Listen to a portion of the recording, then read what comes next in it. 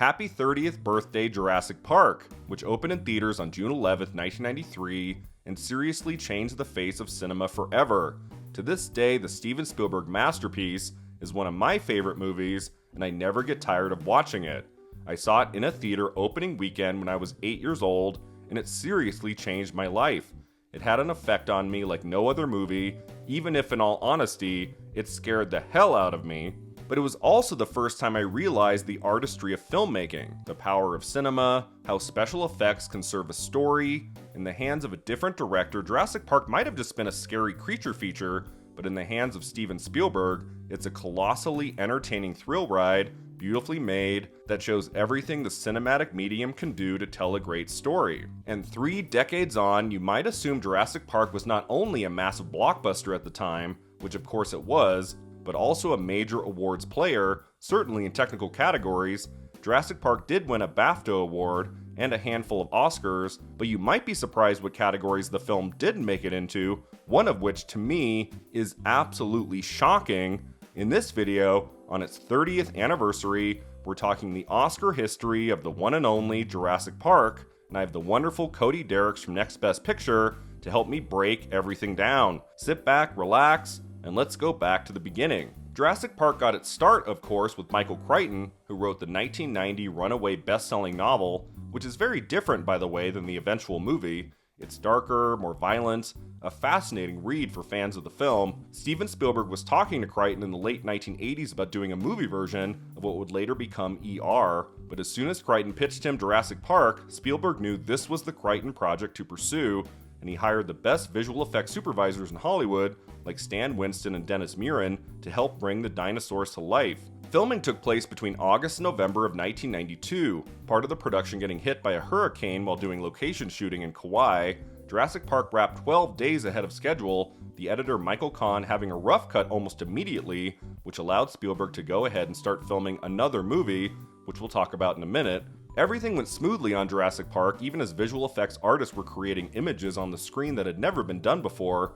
Universal spent more than $60 million on the film's advertising campaign, and upon Jurassic Park's release on June 11, 1993, the world was ready for something special. It became the highest-grossing film ever up until that point, replacing Spielberg's E.T., making more than $350 million in the United States and more than $900 million worldwide, Spielberg reportedly earning about $250 million, the most a director had ever made up to that point from a single film. The reviews from the nation's critics in 1993 were strong, if not exactly rapturous.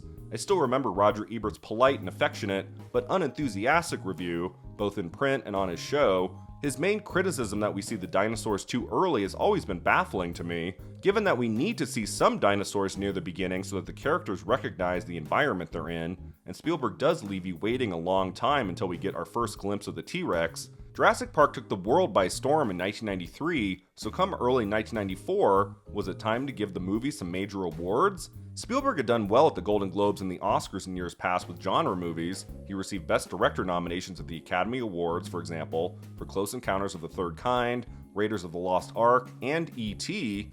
The latter film won Best Motion Picture Drama at the Golden Globes, and racked up a whopping 9 nominations a few weeks later at the Oscars. Was it possible for Jurassic Park to get a Best Picture nomination at the Globes, or even at the Academy Awards?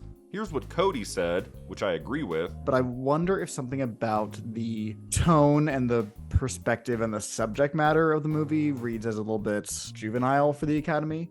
You know, it's about dinosaurs, to put it simply, as opposed to the actual Best Picture lineup outside of The Fugitive is a pretty dramatic Oscar-y bunch. Ultimately, the award spotlight wouldn't shine on Jurassic Park. As it turned out, after Spielberg wrapped the action-adventure, he went right into production on a project he'd been thinking of making for a decade, the landmark 3-hour Holocaust drama Schindler's List, which opened on December 15, 1993, the same year as Jurassic Park. And for anyone wanting to award Spielberg trophies left and right in early 94, they were going to do it for his landmark black and white epic, not the dinosaur movie, as Cody and I discussed. Schindler's List is an amazing film. It is a masterful depiction of a moment in history. It's expertly made. It's emotional. It's powerful. It is bizarrely entertaining. It's very watchable, which is very strange to say for a Holocaust movie, but that's what Spielberg brings to it.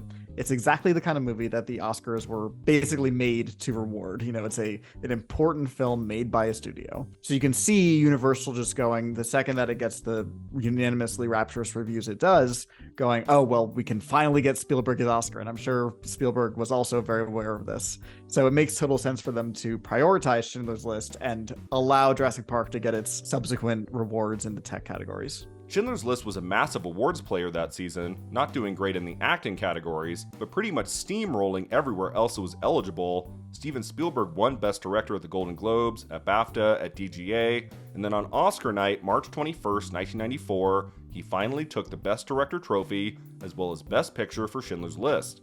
This really does work perfectly in the story of Spielberg's career. You know, it's almost like it was written to be this way, where he wins for this movie that is clearly very personal. It is expertly crafted. It does everything that he does well in a film, and was a total unquestionable success in every way. Box office, awards, critical. There was, very little to say against this film at the time.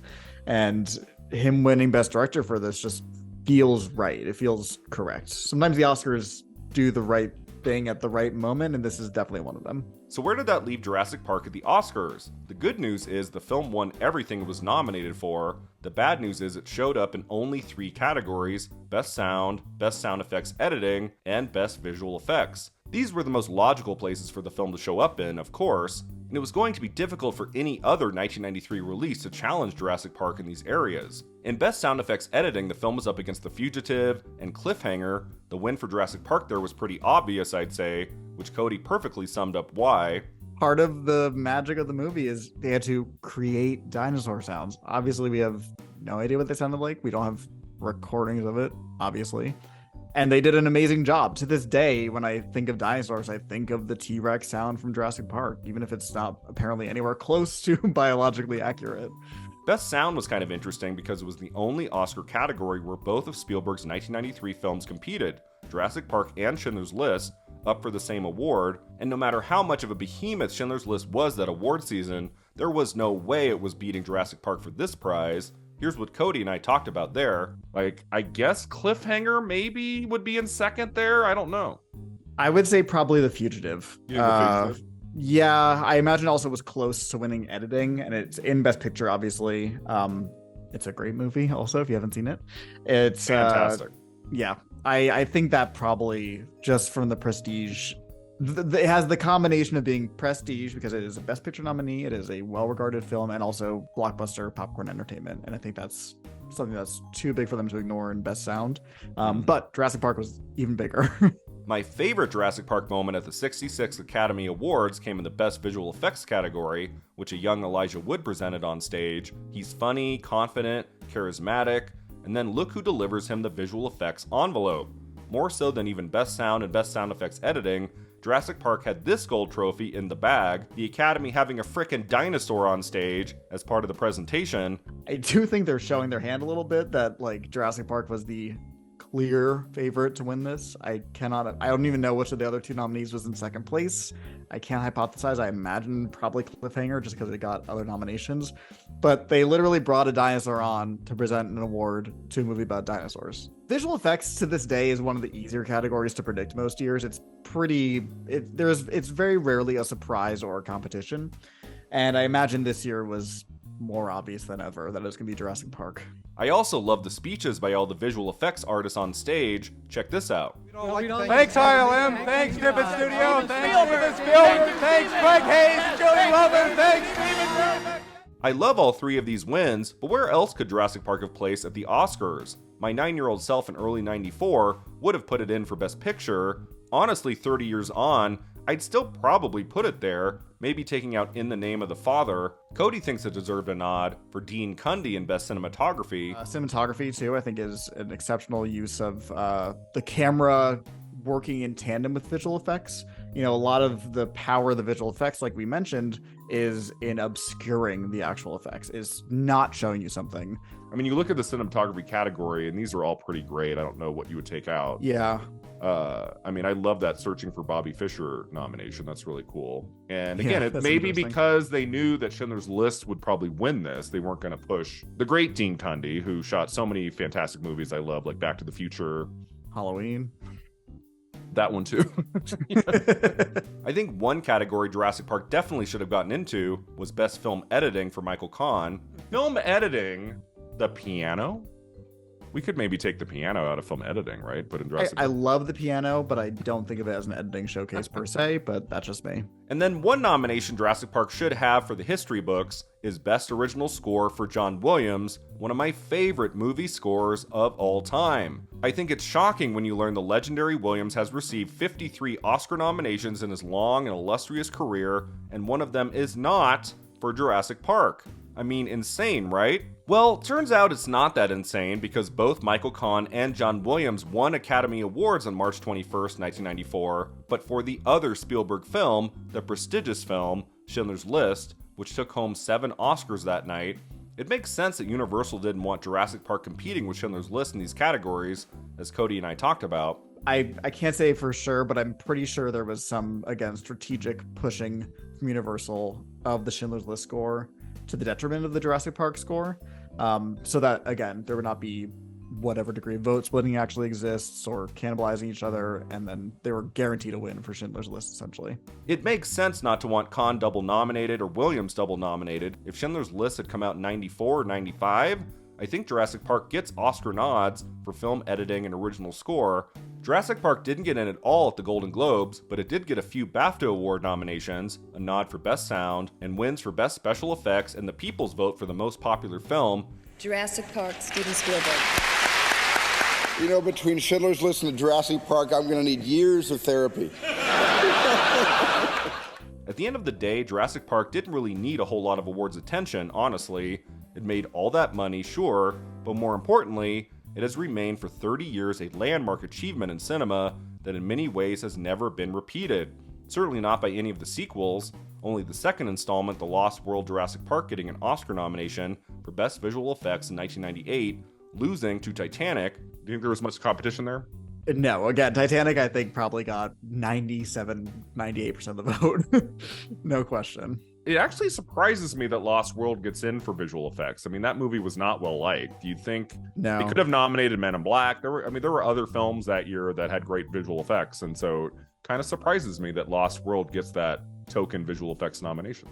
Yeah, again, I think it's probably the afterglow of the first movie just sticking around. And I think, again, just Titanic gobbled up so much of the potential votes that any potential nominees after that probably got a very small share of the votes. So I'm sure it just squeaked in there. And then that's been it for the franchise when it comes to the Academy Awards. Nothing for Jurassic Park 3 from 2001, and nothing for the 3 Jurassic World movies, although one of those snubs did surprise me. I mean, if there was one of the new ones, I think maybe it could have gotten into visual effects or something, would have been Jurassic World from 2015, because it was such a huge movie. Wasn't that like in the billions of dollars? Like, it was huge, massive. Movie. That one, when I looked this morning, I was kind of surprised. Oh, that even that one didn't get into visual effects. Okay.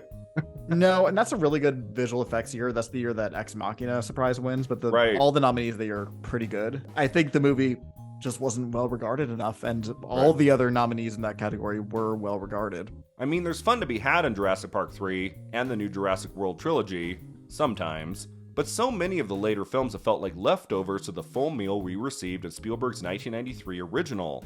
Its Oscar-winning visual effects still hold up 3 decades later, in many ways more than most giant blockbuster movies that have come out in the last 10 years, as Cody and I talked about. It's some of the best visual effects ever in the history of film, just unquestionably. I think what makes it so good is because so much of the technology they were using, whether that was these humongous animatronics that were, record breaking in their size and ability, or CGI, which is barely, even used in film at all up to that point, using it as much as they do. I think those limitations are what make it so good, because they only had so much they could do, so they had to get creative in other ways. Like, you said, they shot in the dark, they shot in the rain. Famously, this film features way less screen time of dinosaurs than you would imagine. The whole time that the movie's playing, you feel their presence, and it's all the more impactful when you finally see them. Jurassic Park tells a grandiose and timeless story with tension, terror, humor, sharply drawn characters, played by a remarkable cast of actors.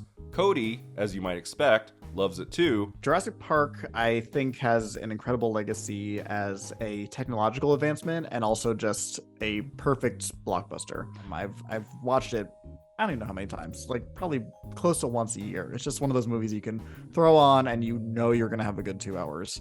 I think its legacy is just kind of spotless. Steven Spielberg was firing on all cylinders with this one, and it is to date my favorite of his many wonderful films. Jurassic Park, happy 30th. The world of cinema wouldn't be the same without you. Thanks so much for watching. If you enjoyed this video, don't forget to like and subscribe. And let me know in the comments below, what are your early memories of watching Jurassic Park? Do you think it deserved more than those 3 Oscar nominations? What other categories would you have put it in? We'll see you next time.